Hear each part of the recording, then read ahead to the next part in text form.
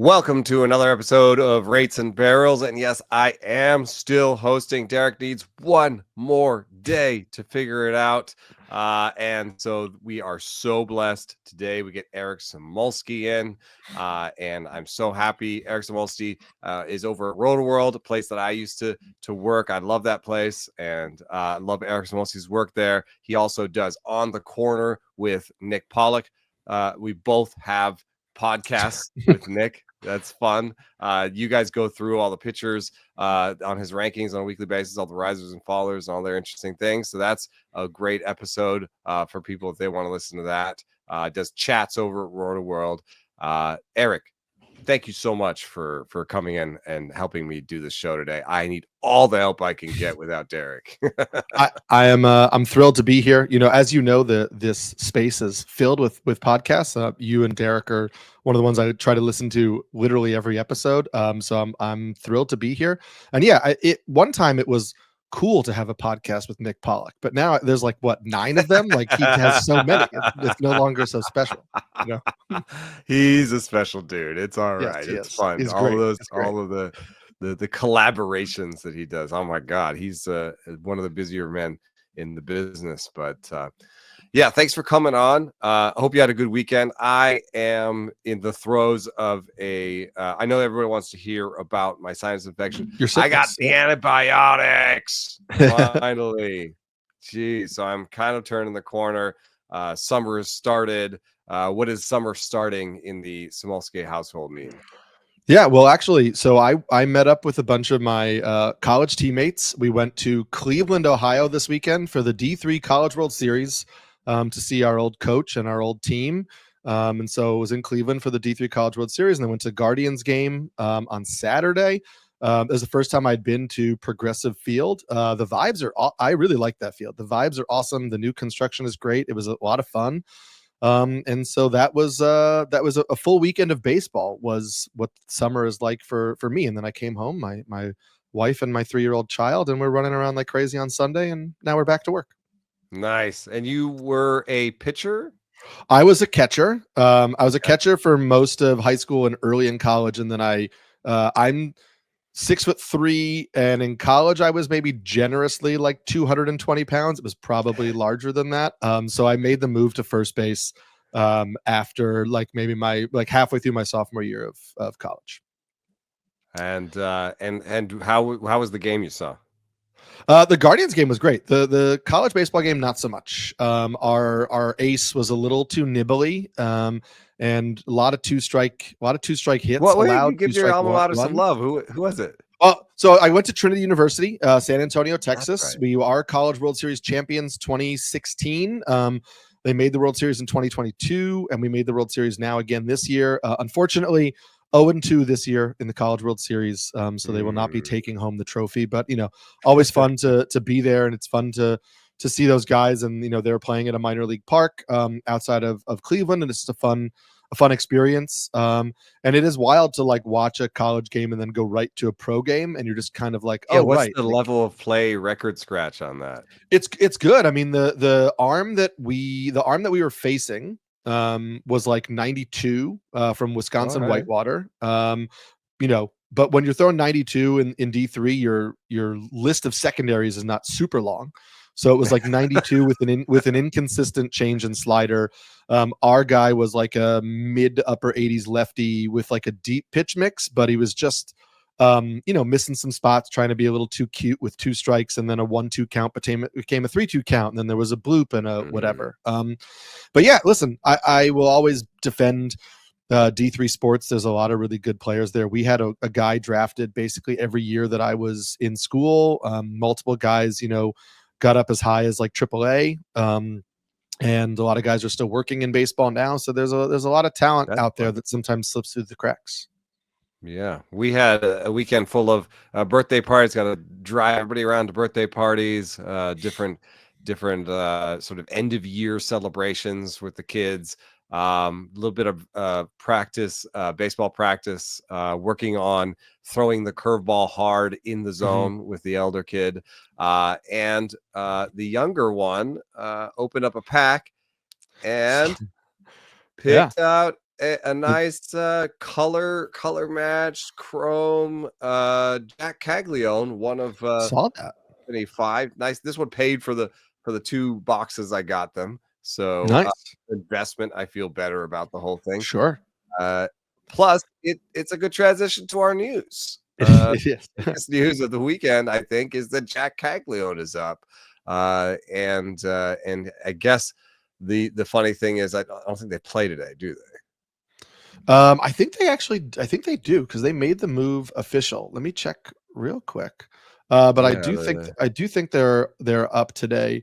Actually, no, they're not. They start tomorrow in St. Louis, so he's off today. Yeah. So we get to wait a day and see what he does. I mean, do you expect him to hit the ground running? I mean, there's always like, I have the inner Derek Carty in my head, who's always like, rookies are not a good bet. On the other hand, his exit velocities in the minors are just amazing. I mean, he's hitting the ball like 118 and stuff. And I know that we have a reported 113.6, but there was some other stuff that I saw that was even harder than that. So, and then I guess there's some issues with Chase. So what do you think about Jac Caglione, day one? I think it's not unfair to expect a similar transition to what we saw from Nick Kurtz. And I know Nick Kurtz has a little bit more swing and miss in his game than Caglione does, but you've got these guys who are power first prospects with very limited minor league experience, but a lot of college experience. Caglione, 12.3% swinging strike rate so far in the minor leagues. You figure that probably jumps up above 13% in the big league level. There's going to be a little bit of a book on him. He's going to have to adjust. So it would not surprise me if he doesn't come out like a house on fire. Like there's a little bit of more swing and miss in his first games than we're used to seeing from him in the minor leagues. I know some people like panic dropped Nick Kurtz when he started and struggled. And so I would just say, don't be surprised if you see that learning curve again with Caglione. He's up to play. He's going to play. Kauffman Stadium is not exactly the launching pad that Sacramento is in terms of like where the ball will leave the yard. And so, we'll see how that power translates there right away. But I'm putting him in lineups. I think the exit velocities are going to be strong. I think he's going to barrel the ball. I think there's going to be some home runs early on, but it wouldn't surprise me if maybe he has like 2 homers in his first 10 games, but is hitting, or his first week, but is hitting like 200 something, 220. Yeah, actually there's striking similarity between the two. The hard hit rate is almost down to the second, like it's 57.4 for Nick Kurtz, 57.5 for you're going to decimal points for them. And then they're both lefties, they're both 22. So I think that's a really good comp to make. And Kurtz came around and did, and then he got hurt, unfortunately. Before the injury, I think he probably was showing the promise of all those big bids that people put in as long as they held on to him. So I think he's probably worth one of those big bids. We call him Fabapalooza every time these guys come up. And if you're an NFC, I think you're going to be preparing a $200-$300, at least maybe a $300 bid for Jac Caglione. What's going to be interesting though is that with this one, we're going to see 5 days. Yeah.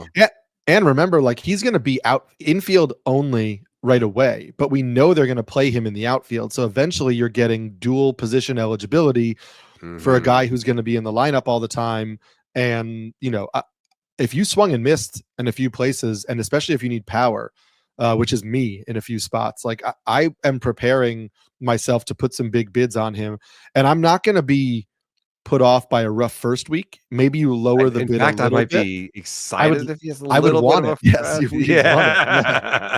yeah. You root for him to have an 0 for 4 in there because you still want to get your bid in without having to pay too much.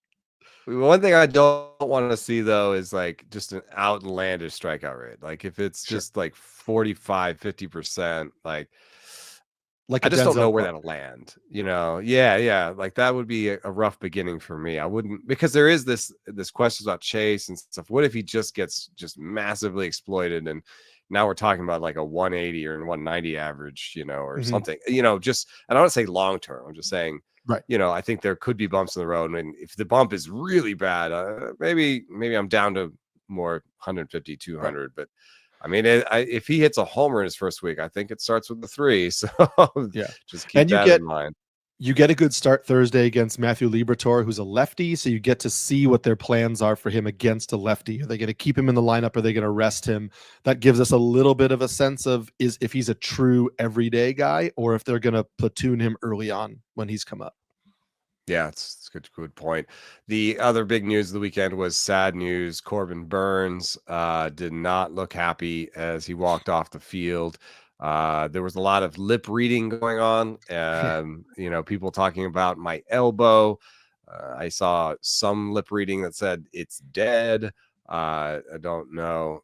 It is one of the things where the pitch itself was not so remarkable. The game itself, he was doing all right. He had a decent amount of strikeouts. The velo's been up a little bit this year, so it's not like we had a velo down portion that made us aware of the problem. If he goes, I guess the main question, the first main question is like what happens, and I think what happens is Ryan Nelson had just been told he's going to the bullpen, right. And I think he just stays in the rotation. That's probably the easiest thing. He was going to the bullpen because Eduardo Rodriguez is coming back, but I think it'll just fold Eduardo in back and keep Ryan Nelson in there. Nelson has been okay, but it's a weird mix for a starter because it's a good fastball. It's like almost like Bailey Falter-esque, where it's like a good fastball and not really any good secondaries. Then yes, I know Nick has been banging the table for a cutter for Ryan Nelson or more cutter for the longest time. I will say that I was looking for this exact quote, but Corbin Burnes was interviewed at his locker after the game and said, obviously he's having an MRI today, Monday, but he said, quote, just got to the point where the tightness was just too much. Hopefully we caught it early. Hopefully it's not bad, but we'll see. He's describing the injury as tightness.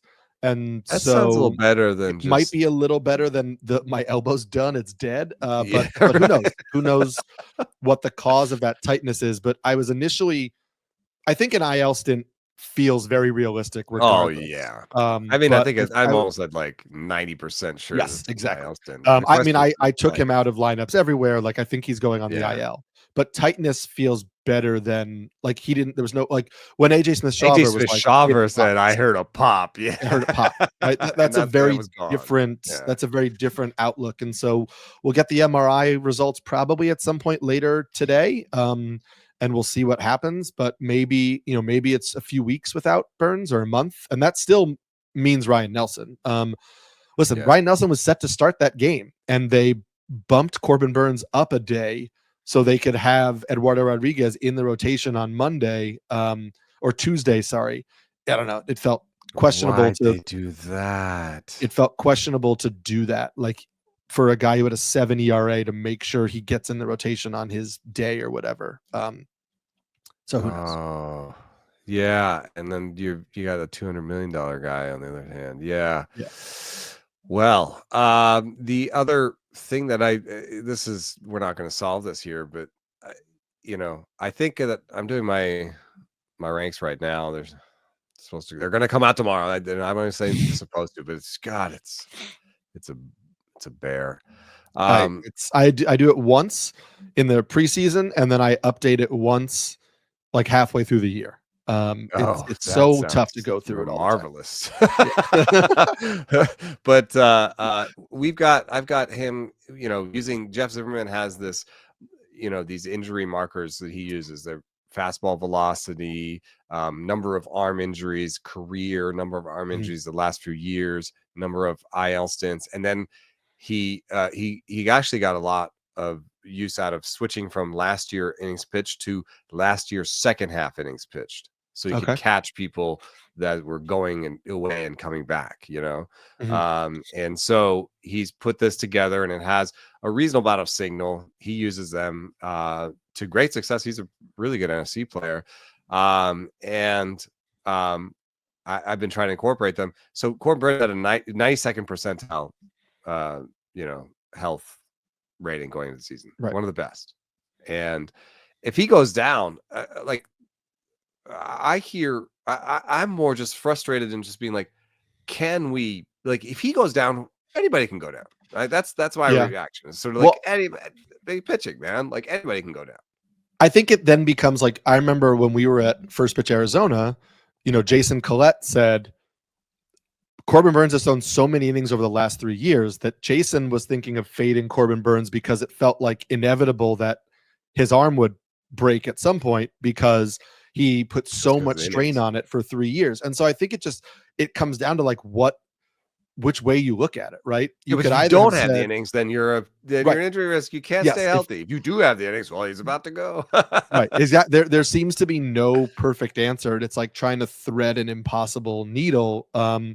And yeah, I think it all just comes down to your comfort level and your tolerance. And maybe you are somebody who says, I need to see success, and I would have taken Corbin Burnes. Or maybe you're somebody that is maybe a glass half empty person, and you're like, well, all pitchers are going to get hurt eventually. And so the ones who have the most innings over the last few years are bound to get hurt. I don't know. I really don't think that there's a right answer. I think we do the best we can in trying to predict injuries, and then, cross our fingers and hope for the best. Yeah, it's tough out there. Yes. Then we've got this is a real small one. I think hopefully it's a real small one. Mookie Betts fractured his toe, stubbed his toe at home. Yeah, it was like he hit a piece of furniture while walking through his house, which I've done a bunch of times, so I get it. I get it. I love that. Like, there are some ones that we've been like, oh, well, that's obviously like a sex injury. I remember it was like the Carlos Correa rib one, just like, oh, you did what? You got a massage and now your rib's broken? Like, yeah, sure. Yeah. But with the toe one, we're all like, yeah, but done that. yeah, for sure. We don't have to like question his story on it. Yes. It's not the like, who was the one who I think it was like Glenn Allen Hill back in the day, like had a nightmare about spiders and fell through a glass table. And you're like, yeah, sure, I guess. Sure. You weren't in the middle of like a drunken poker game in the middle of the night. Yeah, sure. But he was supposed to come back today. So he's out today as well. And it's just one of those things that linger. I guess we could use this just as an opportunity to talk about Mookie's season, because it's not been the greatest. He seems now suddenly at 32 to be in decline. He is, making as much contact as ever, but the bat speed has been down a couple years over years. The max CVs are down to, the barrel rates are down. The nice thing about having him, if you do have him in a keeper league, is that I think he can provide this sort of like 290 2020 290 2015 kind of really like excellent production. He probably can do this level for another 3-4 maybe 3 years, and so especially with the new stealing rules, they're helping him like keep the steals up, but I do sort of question if he's ever going to hit more than like he's projected right now to hit, like by some of them, 26 27 homers this year. And I'm like, and I don't know if the toe injury factors in that much, but it's like, it's part of it. Maybe the steals won't be there for a little bit when he's coming back, and the bat speed's not there. So like, what's your end of season line for Mookie Betts? Yeah, it's really interesting. I like looking at the swing decisions too to see this. It's like he's becoming way more passive in the zone. The zone swing rate is down like 5%. Zone contact is up though, and the contact, right? So it's like he's not chasing. He's a little more passive in the zone. His contact rate is down a little, but the swinging strike rate is basically the same. It's up like 0.4%. So to me, there's not any meaningful changes, and like he's making worse swing decisions. He's getting beat more. Like he's not swinging and missing that much more. Then I'm looking at like, okay, he's pulling the ball a little bit more on the ground. Like if you really dug into that, like, is he maybe a little bit out in front and rolling over, things like that. Right. But I also look at, we know that he battled the sickness early in spring training where he lost like, what was it, like 15, 20 pounds. And then I look at like the defensive metrics, and Mookie Betts went from a -4 outs above average at short to a +3 outs above average at short. He seems to have worked incredibly hard to turn himself into a much better shortstop than he was last year.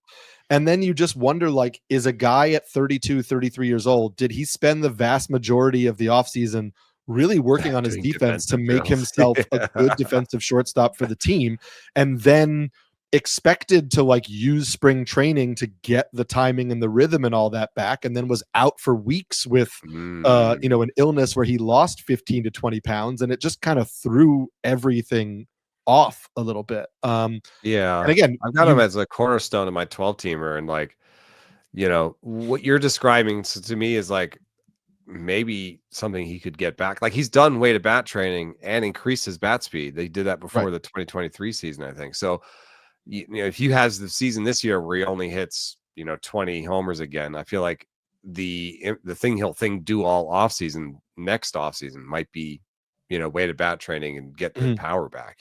Yeah. I mean, if you think like he's at 8 homers right now, let's assume this doesn't linger, and let's assume that he comes back and is back sometime this week. It wouldn't shock me to see him get to 22, 23, 24, something like that. He's hitting 254 right now.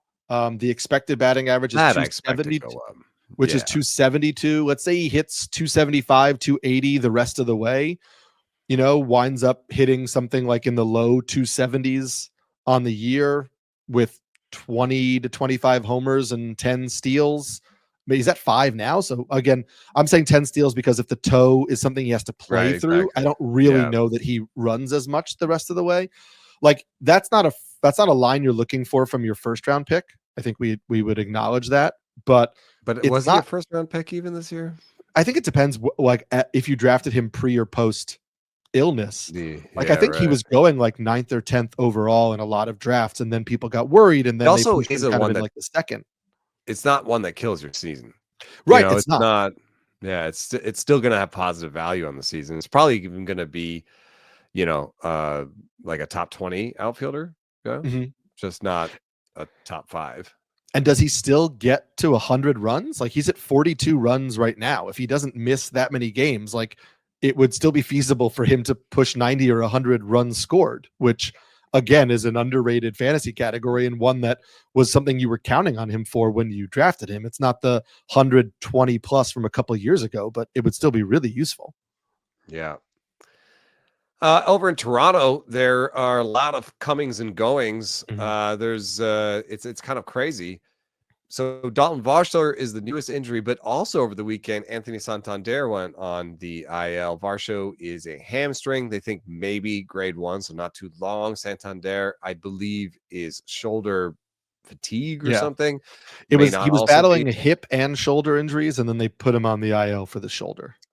And both may be, 2-week varieties, but with both of them out, it's pretty barren there. And the corresponding moves were Alan Roden and Davis Schneider, but neither has really played since they've been up, and they've gone with Jonathan Clase and Miles Straw.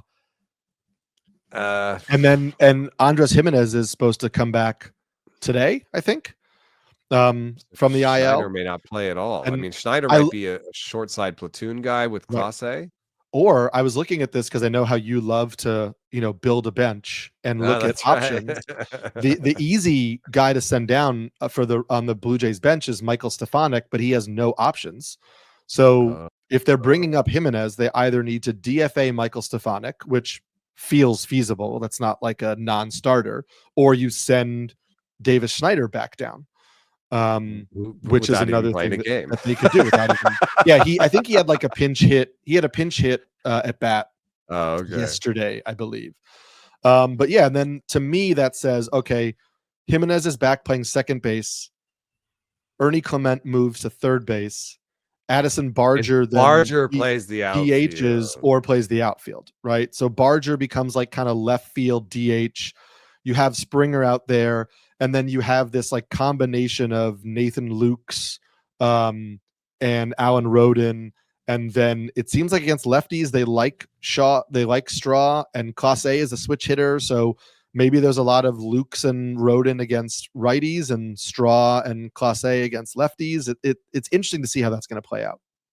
I feel like we can maybe move past this pretty quickly because I don't know. The only thing that I say is that I've loved Barger. We've been talking about Barger for a while. If he's out there still anywhere, I think I can't see them sitting him. Yeah. I think he's still going to be out there. Yeah, and I think he's usable in all leagues. And in fact, I think this latest roster injury just makes his playing time safer once Jimenez comes back. Like, if he, for sure, he's going to be the DH or in the outfield. That's the most actionable thing here. Is that if you were waiting to see what would happen to Barger after Jimenez comes back, now I think he's safer. Otherwise, all those other guys, I think it's going to be too mix and match. And I agree. If one of them emerges, it's a different story, but you need to look at the lineups this week to see if one of those guys is going to get regular playing time. And it seems just like a hodgepodge of matchup based play. Yeah. And with Varsho being such an excellent defender and center, I could see them just, putting Straw in there while he's out. Yeah. And just being like, we always have just an excellent defender there. And then if that's the case, then it really becomes Luke's Rodin and Clase all fighting for one roster, one position, basically. Yeah. I was curious if Clase was a good enough center fielder. But it seems like they've been playing him at left, very frequently. And in AAA, I guess he had 14 starts, but they haven't wanted to play him in center field at the big leagues, which tells me he's probably not a great big league center fielder.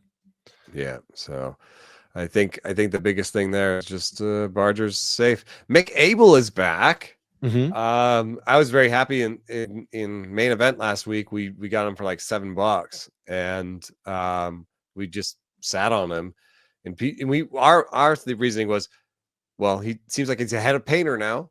Right. And his small sample numbers were great.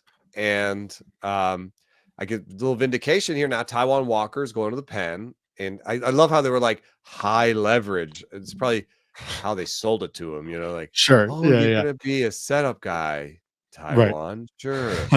And maybe. I mean, he's always had when he has more velo, his everything works better. So maybe he'd be a good reliever. There's been plenty of Graham Ashcraft is a decent reliever. There's been plenty of worse starters that have been good relievers. But Aaron Nola comes back in mid-June, and I guess there would be a question of what happens then. My reasoning is Mick Abel will make a case for himself over the next few weeks. He does have 2 weeks, I think, probably before Nola's back. So he gets to make the case for himself. Even if he makes the case for himself and he goes back down, how long is it till somebody else is hurt? Luzardo doesn't have a great, health record. Ranger Suarez doesn't have a great health record. So there's a chance that somebody else is hurt by the time that Nola's back and Abel just stays. And then if Abel does go back down, how long is it till the next injury happens anyway? Beyond that, people were sitting on Zebby Matthews for weeks. So I just see this as Mick or Abel's a trade. Or a trade even. Yeah. But Mick Abel is Mick Abel out of town or, or I was even thinking maybe there's, I don't know the contract stuff for a Ranger Suarez, but could you use Ranger Suarez to upgrade somewhere in your bullpen if you think Mick Abel is ready, things like that, and then Painter's still there. And, the Nola threw a bullpen before Wednesday's game.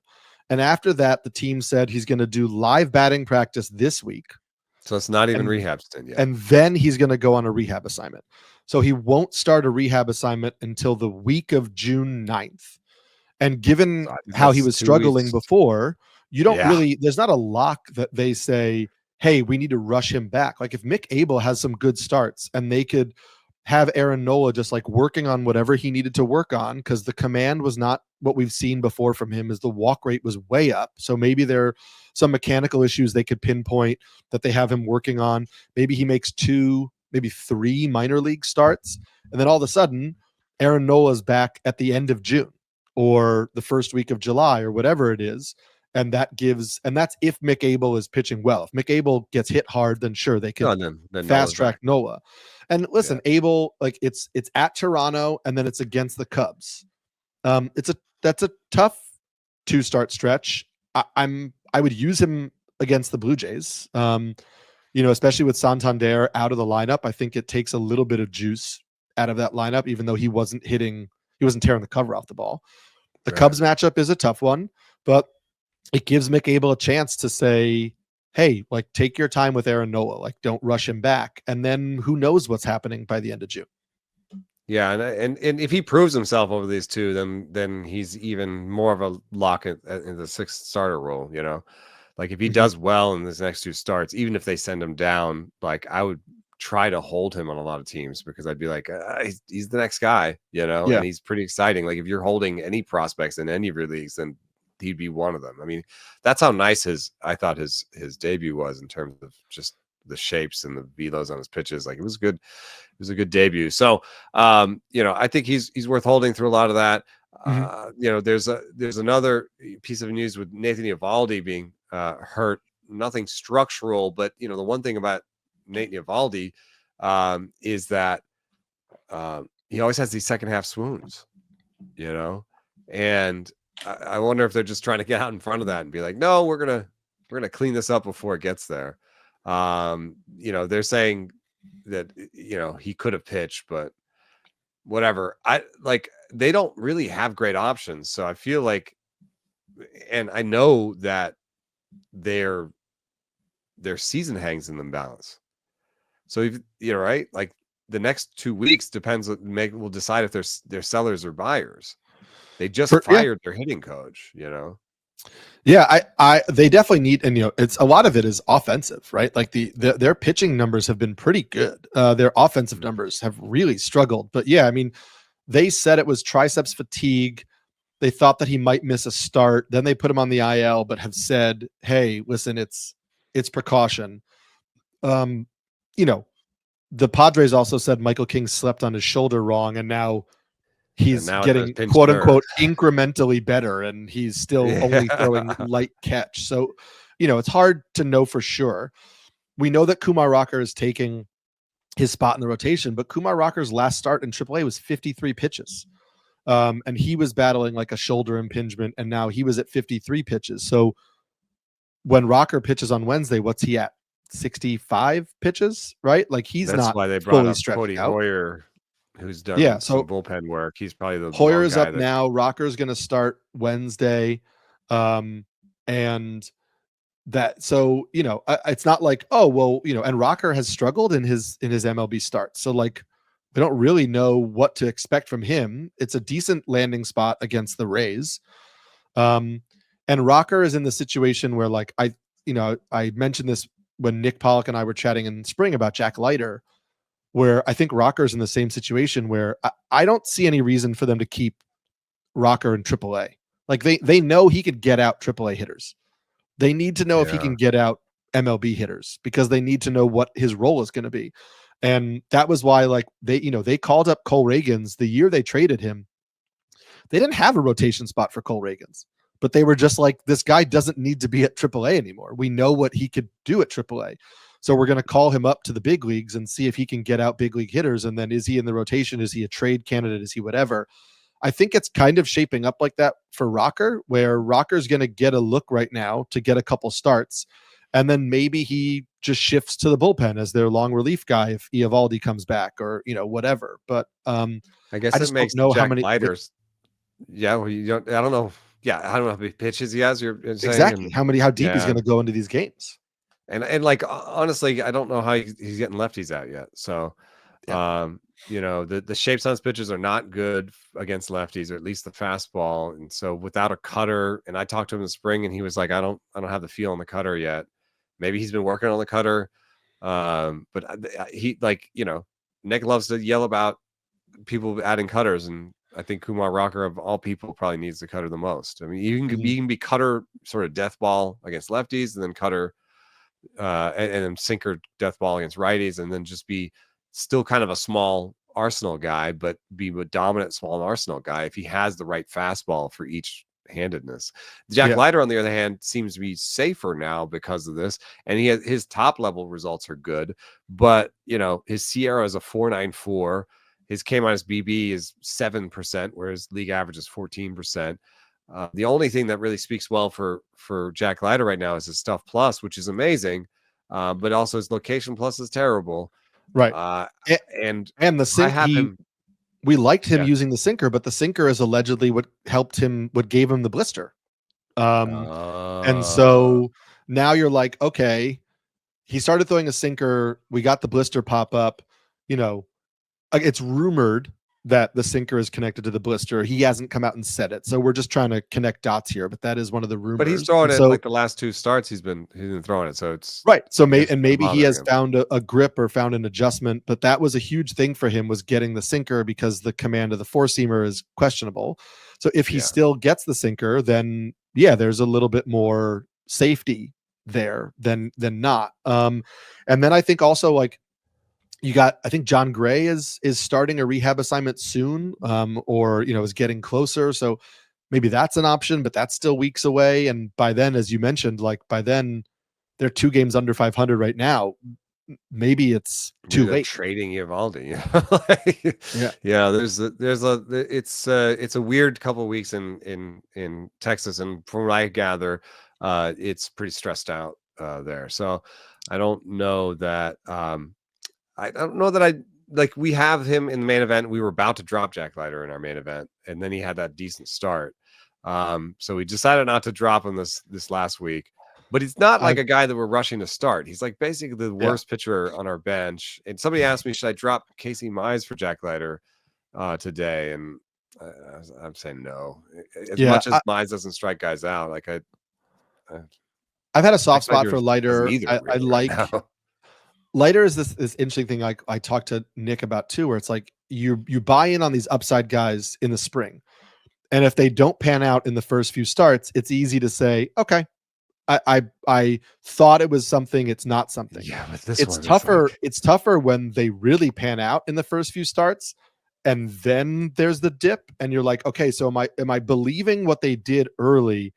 Or was that also part of the mirage? And Max Meyer's come back from that, right? Like Max Meyer did that, and then he sort of bounced back and been like, "You're good." But yes, Jack Leiter, I feel like you're just like, I don't know. And the reason I've held in a few places is the next 2 starts are Tampa Bay, Minnesota, and even though those aren't bad teams, those aren't offenses that I'm like, whoa, I can't start anybody against Tampa Bay and Minnesota. And now Minnesota is healthy again. Buxton's back. Lewis is back, even though he's not hitting. Wallner's back. So maybe Minnesota isn't as friendly, but I think if you can't trust Jack Leiter against the Rays and the Twins offenses, it's hard to keep him on your roster in a lot of formats. Yeah. So make or break season for Jack Leiter a little bit. I'm right now he's settling in the low 100s in my rankings, and I don't feel like I need to have him higher than that. But yeah, the Stuff Plus is great. But at some point, there is a moment when the sample goes to K- BB is more important. We're past that for Jack Leiter. Like, yeah, the Stuff Plus is great, but the K- BB is bad. Right. So, why is he not striking out more guys? It's the command, but also we can believe the command numbers by now. So, Houston is actually having a situation that's a little bit like Toronto, where everything is bad. At least in the lineup, they're having some problems. So Yordan Álvarez, who thought just had wrist inflammation, it sounds like you're kind of reading between the lines, but Rome Channel had a great article about this, where it basically sounds like he and his agent decided to go get their own, imaging. Yeah. And there was in the Rome Chandler article about how this reminds us a lot of the Kyle Tucker situation, where they were like, "Oh no, it's not a fracture. It's not a fracture." Okay, sorry, it's a small fracture. Right. It's like, well, what they seem not to do is there's the original imaging, and this is a problem for Corbin Burnes too. Is the original imaging sometimes just says, "Oof, just a lot of inflammation, man. I can't see much in here," and so some of these guys have to wait for the inflammation to go down and then take another one. And then it's like, oh, Tommy John. Right. But, so in this case, Yordan Álvarez had the original imaging. They said inflammation, and they sat him, and they never really did another image. That's my question. And also why, if your initial imaging was, hey, there's too much inflammation to know for sure, why is he's not even just swinging. He's facing high velocity. Like he Yeah. was facing high velocity off a machine. Like if you're not sure if there's a fracture or not because the imaging, there was too much inflammation to see the imaging. He's still saying it He should hurts. he should be doing very kind of like low stress stuff so you reduce the Flips. inflammation, then get another image. So this guy's been hitting high velocity with a small fracture in his wrist for what, 2 weeks now? Like that's not helping the healing. And one of the things I read said that the fracture is about 60% healed. So now what? He's shut down until the fracture heals. And then he's got to get his timing and his rhythm back again, which is going to be a lot of batting practice and live BP, and then a lengthier rehab assignment now than it would have been a couple weeks ago. So like, I can't imagine seeing Yordan Álvarez in a Astros uniform before July. Yeah, I was gonna guesstimate about a month because the nice thing is not non-displaced fractures. You can and it's 60% healed. A non-displaced fracture you can actually heal in like 3 weeks or something. But Right. and so you can say, all right, he's done half of that, so he has like a week and a half, maybe 2 weeks of healing. But you're right. After the 2 weeks of healing, he has to start the process over, get his timing back, and all that stuff. So, yeah, I think this is at least a 4-week injury now. So if it's a 4-week injury, that's enough to be like, hey, what's happening behind him? Mm-hmm. Well, what's happening behind him is other guys are getting hurt. Chas McCormick's on the IL. Zach Zach Senzo. DeCenzo is on the IL. Zach DeCenzo's might be short, but it's hand inflammation. Oh God. Right. Right. Exactly. Let's wait until we get 2 images from this one. Yeah, right. And so there's this wide gap. And the other thing that's been happening is that Brendan Rodgers has just not been playing. Right. They're just tired of it. And so the news is Jacob Melton and Shea Whitcomb are the guys who are up, as the corresponding moves. I think Jacob Melton could play because they don't have any lefties with Yordan out. Caratini is their only lefty. And Caratini's been DHing basically every day that he's not catching right now. He's been their DH. Which is a little embarrassing. It is. But he is. I will say he is hitting well right now, and we've seen Caratini do this before, where he has 2 weeks where you're like, "Hey, that's pretty good production." Yeah, and then he can't be your everyday DH. Yeah, it's So I think there's probably a road here for Whitcomb and Melton to play a lot. Altuve can DH if Melton becomes an everyday outfielder. You can go Melton, Myers, Smith. That's a pretty good defensive outfield. Yeah. It's a fairly bad offensive outfield. But you could just prioritize defense. Altuve plays at DH, and Whitcomb and Dubon handle second. That works. I'd love to see Whitcomb. And Whitcomb, you assume as a righty, will be in the lineup against lefties. 18 homers, 6 steals this year at AAA. He was hitting 275. I get that there's some swing and miss. He was an advanced. He's 26 at AAA, so it's not like he's a young guy carving up AAA. But I'd love to see that power in the lineup a little bit to see if they can get some juice out of it. That Chandler Rome article that you're citing, they had quotes from Dana Brown, the Astros GM, about Jacob Melton, where they said they were playing Melton 4 days a week in AAA because he had been battling a groin injury at the beginning of the season. And so they expect that to continue at the big league level. So their plan right now is for Melton to not be an everyday player, but play about 4 games a week. But like you're saying, there is a path where if he produces, there's a path for him to say, okay, I'm not playing 4 games a week. I'm playing 5 games a week. I'm playing 6 games a week. Like he can hit himself into a bigger role. Can't baby his groin all year. Right. And if he's the only left-hander that's producing and Caratini starts going in the tank, then like it just becomes pretty obvious. And the other thing I just want to mention about Melton is like you could, if before the days of exit velocities, you could look at his line and be like, oh, this is a legs-based power situation where he strikes out a little bit too much. And so it might be like a 240 batting average in the major leagues with not much power because he, kind of a limp stick, like a 170 ISO with 20, 30 stolen bases could all just be legs, But we do have exit velocities and he's hit 113 miles an hour, last year and this year. And this year he's got a 57% hard hit rate. So this is a guy who can hit for power. Yeah. Now he hits the ball on the ground a decent amount, and he may not hit for a lot of game power, but he has raw power. And there's a lot to, there's a lot to like. There's the stuff you worry about is what is the true talent strikeout rate? What is his game power going to look like? But there's still actually a fair amount to like here. I think he will supplant Myers eventually as the center fielder. He has more offensive upside for me. And the question really is just how quickly does it manifest in games at the major league level? Yeah, I will say, I wonder if that, I mean, as long as the Astros are playing well, like I really, the swing change for Jacob Myers this year has really helped him. I mean, I think he has earned a lot of that 292 batting average, even if you think it goes down a little bit. Back. Some of it is just getting healthy, like he was, he was hurt when they were bringing him back. I mean, I think all the numbers kind of suggest that he had more power than when he first came back. He's cut the swinging strike rate to sub 9%. The zone contact rate is up to 91. The overall contact rate is pushing 82% for Myers with a new swing behind that. And then you add, he's elite defense. His outs above average in center field is 5. It was 14 last year. Like, he's an elite defensive center fielder. If he's going to hit 270 and steal 15 bases for you on the season, like that's a guy who's going to force himself into the lineup most times. Yeah. The only thing I'm concerned is I do think that Melton has more true talent power, like at some point. Sure. So yeah. And that may change the picture, because if Myers returns to kind of an ISO that starts with a 0, they may just look at that position and say, that's a position we can maybe get more offense out of. Yeah.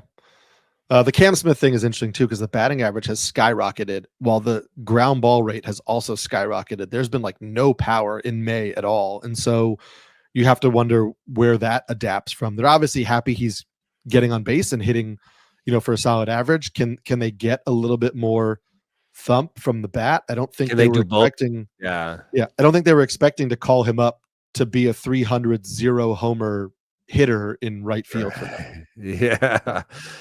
I think his long-term upside is greater than his short-term. I do like Cam Smith. I think he's worth, if you're selling this year, I think he's worth actually targeting. Give me Cam Smith. He doesn't look like, if you're a competitor, Cam Smith looks like somebody you might be able to give up.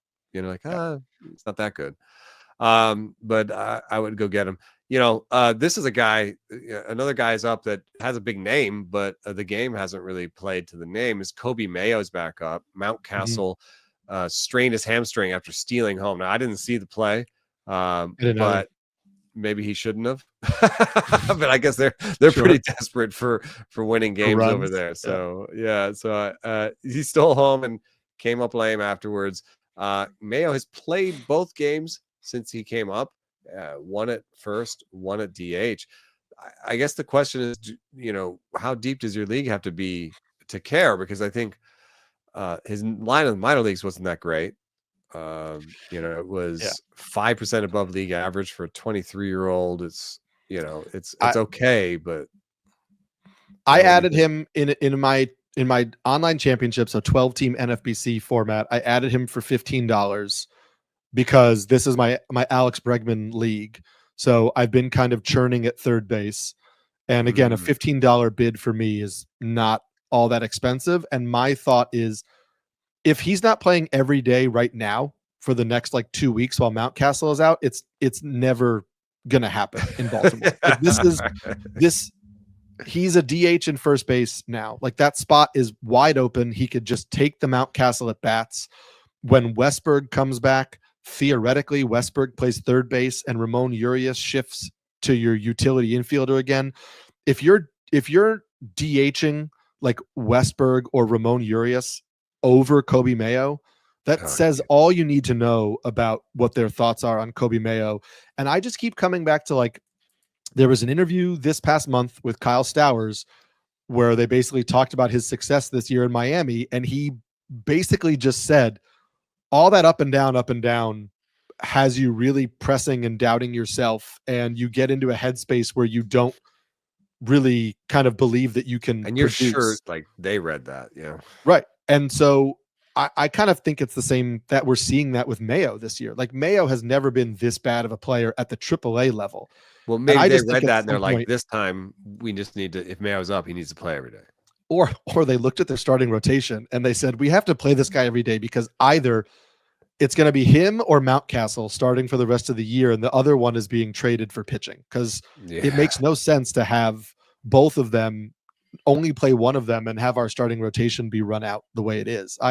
I think it has to be now for Mayo, at least for 2 weeks. And I don't know. You can play games that roster. Be like, oh, Hearn's gone after next year, and then we'll just have Mayo and Mountcastle, and that'll be better than not having them. And I mean, they obviously have just decided not to prioritize, pitching in terms of free agency or trades in terms of, top end.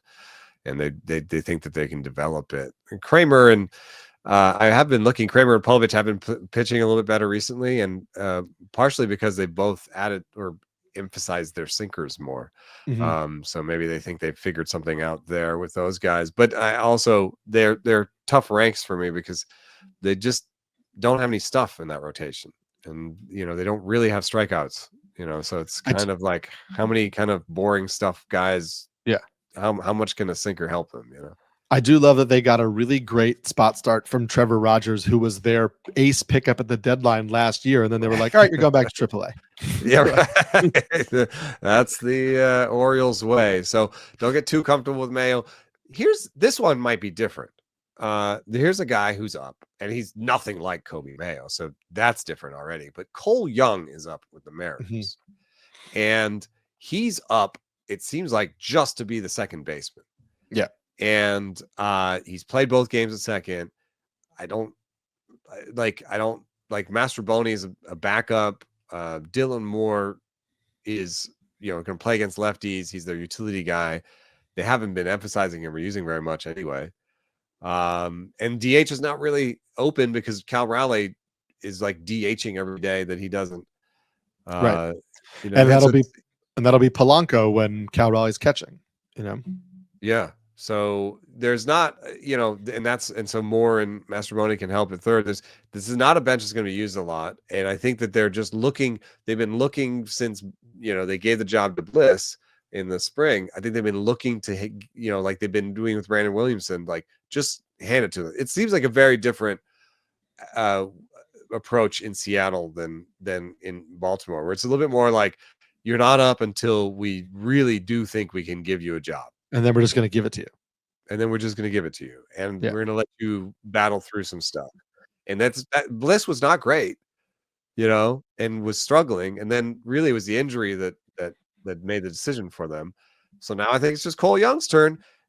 Jeff Pontus was on from Baseball America was on Friday, and he said, I think Cole Young's going to come up soon. He thinks he can maybe hit for a good average. Now, something that I worry about with guys who they made good contact in the minor leagues, they didn't show the batted ball power, is that without that batted ball power, you just have to be so good. Yeah. I think to be a good batting average guy, you have to kind of jump into that Quan Arias, Jacob Wilson territory, and he's not quite there.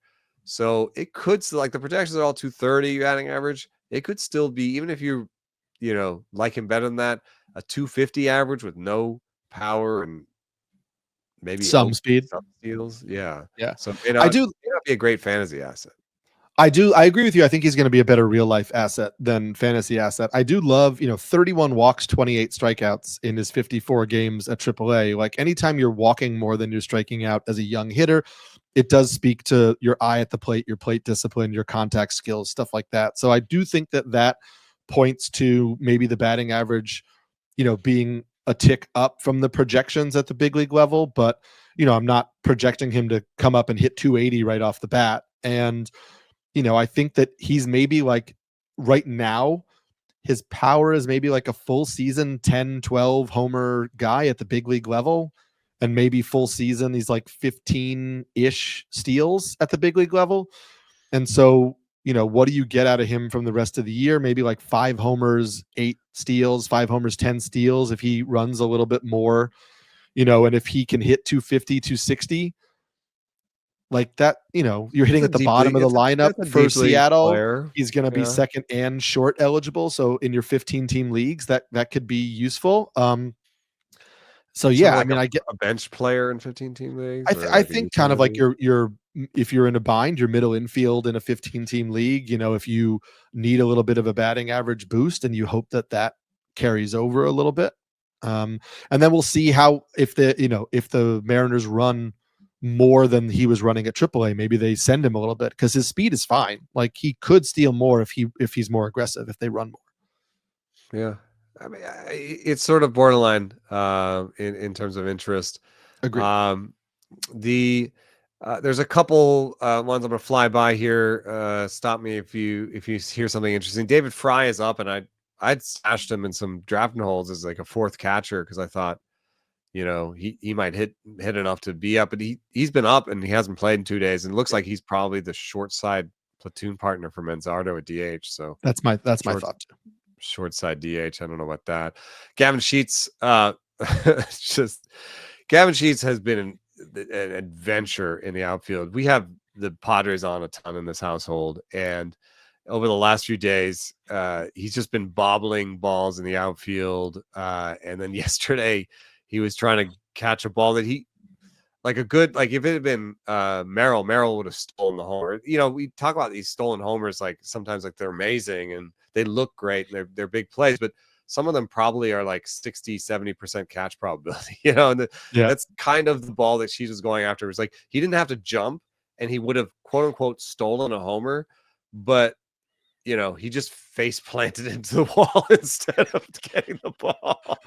And the ball just like went right over his glove and he's on the ground and it's like possible concussion. And I was just like, it's just not a good outfielder. So the thought I had was just, in the meantime, maybe Tirso Ornelas comes up. There's a chance that Ornelas, actually plays his way into a role here because they need an outfielder, but I'm not that big on Tirso.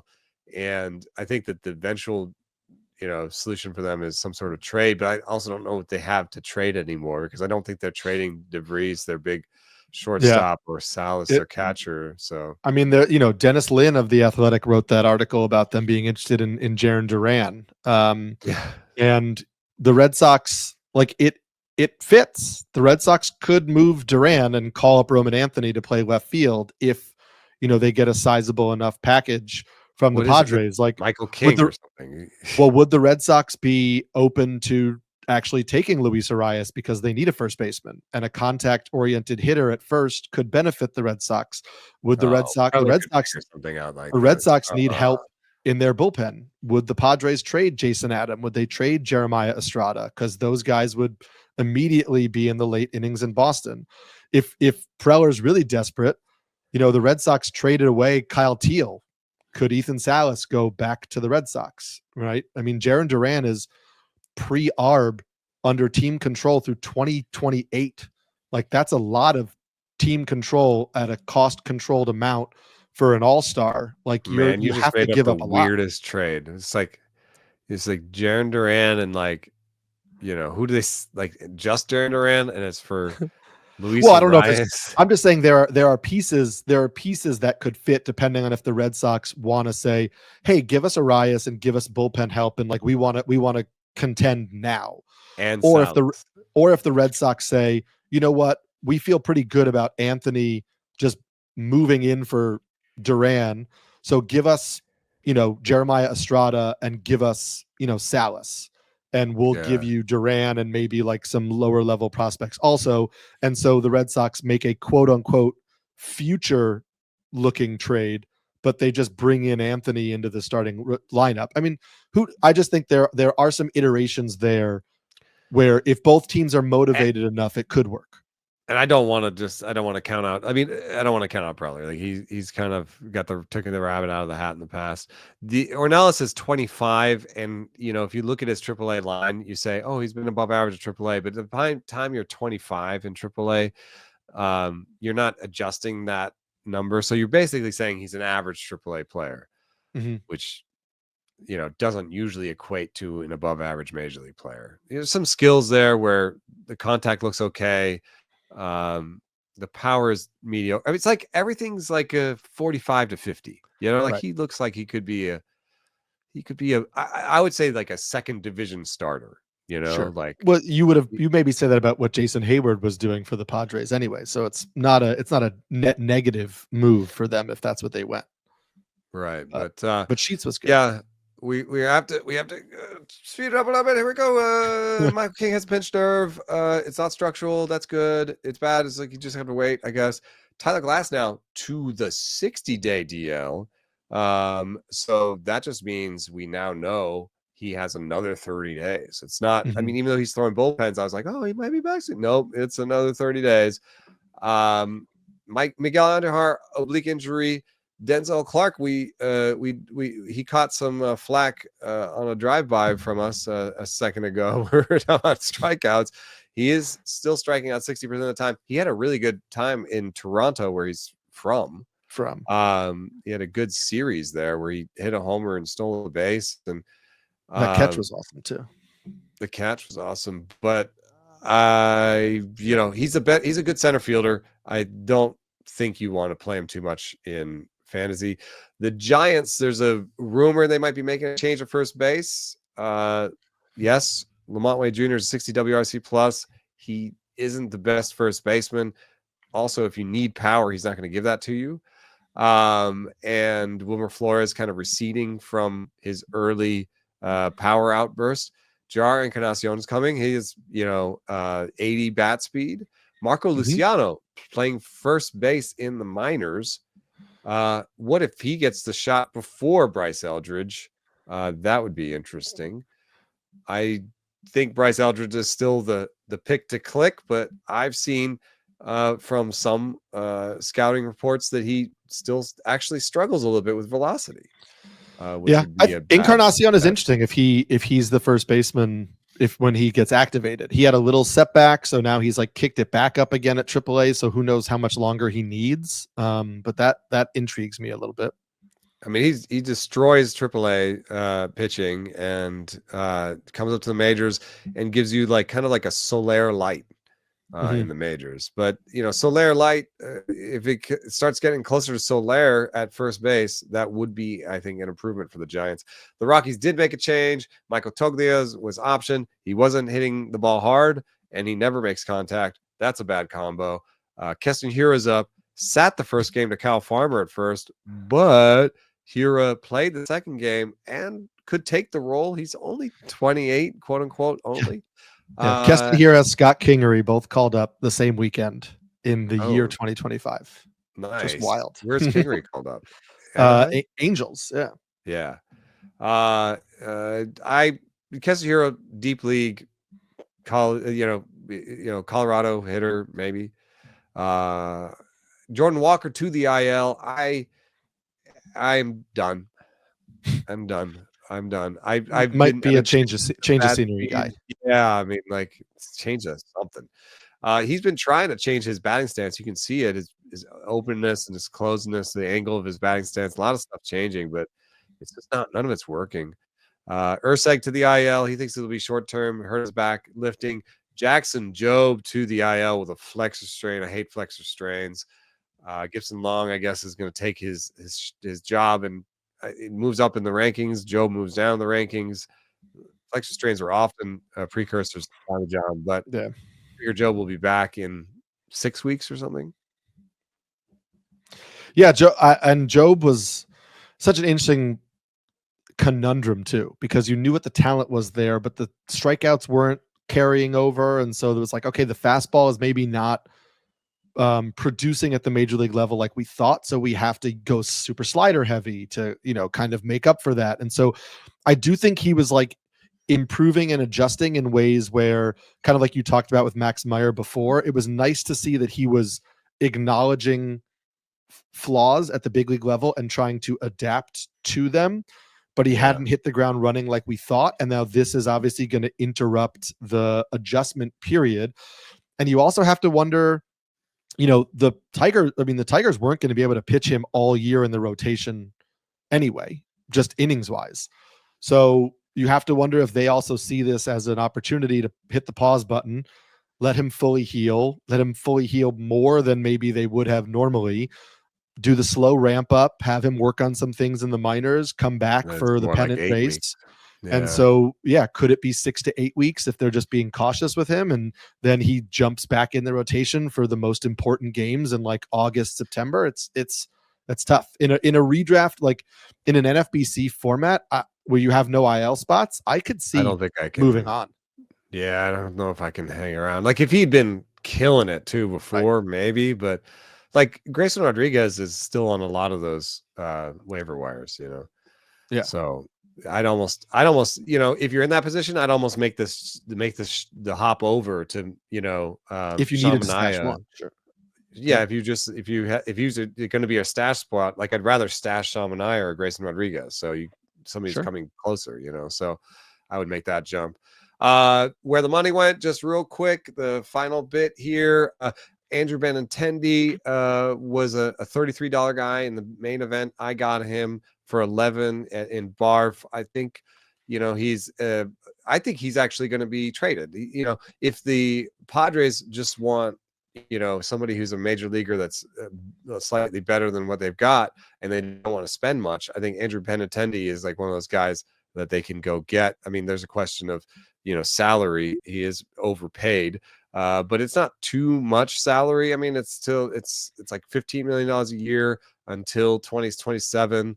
And he's an above average major league player, I think, if you give him the whole season. So, and for now, he's playing White Sox, hitting homers, not striking out. I don't know why he stopped stealing bases, but he's a body and he plays. I got Mick Abel a couple times for around $30. I figured that's like, streamer plus. Streamer's around 11. I'm hoping to streamer, maybe play him this week, maybe not play him next week, but stash him, see what happens after that. I think it was worth. I'm paying to see what's going on, Right. I did buy Luis Severino for $40. It's a 2-starter. Cole Young went for 66 at 1,000 in TGFBI, just so you know where these things fit in. I did a couple Parker Meadows buys around $20 because you buy him ahead of the news that he's back. And I did that last week with Colton Cowser, where I bought Colton Cowser before the news. Parker Meadow this week felt like that exact thing, and he actually might be back this week. Yeah, so it was $20 instead of, maybe I could have gotten him last week for $5, but $20 still feels like a decent price. So just real quick, anything you saw off the wires that you wanted to highlight? Yeah, we should. I mean, I guess I should ask you. The most added player in NFBC formats was Lance McCullers. Obviously, that comes off of the huge strikeout game. I didn't spend enough. I had him in all of my, I guess waterfalls, if we're referring to it as that, but in turf, he went for 60 and my bid was in the 30s. I know it's a 2-start week this week. I think it's like Minnesota and Cleveland, but the ERA in those starts with the strikeouts was still like a 4.50 ERA. He's still getting hit around a little bit. I was not interested. throwing the fastball at all. Right. Like I just don't know if 20% fastballs is really doable in the major leagues. Yeah, I was interested, but not enough to spend like a lot of money to get Lance McCullers. I will say my most added starting pitcher, because I came in around $19 in a lot of leagues, was Ryan Yarbrough. I thought he looked pretty good. One of my friends who's in my home league, who's a Yankee fan, said I didn't know the Yankees signed prime Jamie Moyer. But like slowest. But it's working, and like I think they've used the approach in a way where like I kind of trust what he's doing right now to an extent. He's not a huge breakout, but I needed a starter now. I went with Ryan Yarbrough. I don't love what the Red Sox offense is doing, and Yarbrough gets the Red Sox this week, and they might sit Wilyer Abreu because it's a lefty, and Duran is a little bit worse against lefties, and so that's not a spot I wanted to avoid. Speaking of Red Sox, I got Richard Fitz in a few places. He kind of like made a rehab start. I think he made like a rehab start in the big leagues last week. Like he only was through 3 innings because they rushed him back. So I don't really know how deep he goes this week. He may be like a 4 or 5 inning guy, but I think he's in that rotation. I don't know why they would rush Tanner Houck back. Houck is on the IL. There's no indication that he's coming back anytime soon. Fitz has kind of real supplanted problems with his pitch mix and Yes. has been an asset in the bullpen in the past, you know. Yeah. Fitz has supplanted Hunter Dobbins. So I think Fitz has a run in the Red Sox rotation for a while. So I was happy to get him in a few places. And I picked up Edward Cabrera in a few places where he was out. Every Edward Cabrera. I know. Every year I do this. But every Wednesday I write a starting pitcher news column over on Rotoworld, and I covered his pitch mix change. His arm angle dropped 6 degrees this year, which over Alex Chamberlain's pitch leaderboard, you can see the year by year results. That's a pretty sizable drop. It added more movement to the sinker, and then he started using the sinker as his primary fastball rather than the four-seam fastball. It also added more movement to the curve, and he has leaned into the curve against lefties. And so what he's kind of doing right now is curve for whiffs against lefties, slider for whiffs against righties, and a sinker as the primary fastball with more run on it than it had last year. And it's kind of working. And so, and one of those starts was against the Cubs. It wasn't just like this run has been bad offenses. So I was happy to just kind of see what it is. I mean, he's 27, so it might just be a young player figuring it out. And let's say he does figure it out for the next 3 weeks. The Marlins were hoping to trade Sandy Alcantara. I don't know that there's much trade value there, but could they flip Edward Cabrera to somebody? If Cabrera, by the end of June is looking decent, would a contender take a flyer on Edward Cabrera, and then all of a sudden he has a new pitch mix and is pitching on a better team, and that becomes a little bit more interesting than pitching for the Marlins? So that made some sense to me. And then in a 2-catcher format, I finally gave up on Bo Naylor, and I went with Henry Davis, who is back up. Joey Bart, on the concussion IL again. That's like the second time in 2 years for Joey Bart. So I don't really know what his return is like. So I take some gambles on Henry Davis. And then last, actually, I had a share of Ryan Walker with Doval being named the closer in San Francisco. I pivoted and added Robert Garcia in a 12-team OC. Lefty. If they win some games, I think he's going to be the closer. Yeah, it's like I don't know if he's going to get all of the shares, but I needed a closer, and I had Robert Garcia at the top of my list. I had Kirby Yates as a backup because I think he's back this week and could get the righty share of that bullpen for the Dodgers. But yeah, Garcia seems like the guy right now for Texas, and we'll see what they do in the weeks ahead. Location plus for Edward Cabrera since May 4th, 108. Yeah, 100 for the year. This would be amazing. When you were talking, I was like, whatever he can throw in the zone. And it's finally maybe doing that. So that's always been the thing: is can he throw strikes? And clearly, it was not with the four-seam fastball, and so he ditched it. And like, I don't love a righty throwing a primary fastball as a sinker to lefties, but I know you've talked about this with Nick on the craft a lot, where it's like, if he's doing his job against righties and he's just kind of like meh against lefties, then like maybe that works enough. You know what I mean? Yeah.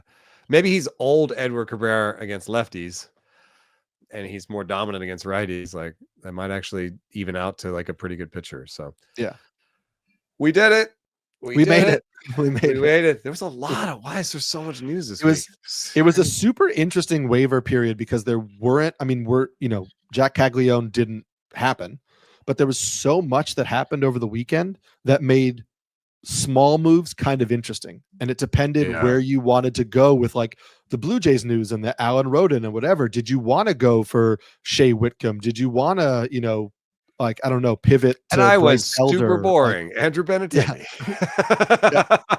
But Benintendi, Mike Tauchman, even for the White Sox, like playing all the time. I think me going Yarborough is pretty boring. That's and pretty good. Yeah. Maybe delusional buying back in on Coby Mayo in some places, but but it was all like sort of $20-$30 buys this week. Yeah. Everything was small this week. And this is, I think sometimes these are the more fun fantasy weeks, is like where do I want to put my $27 bid? Because if it pays off, if I made the right one, it could be a really nice return on value. And so it's like, it's those fun kind of like low risk gambles that I think this week was.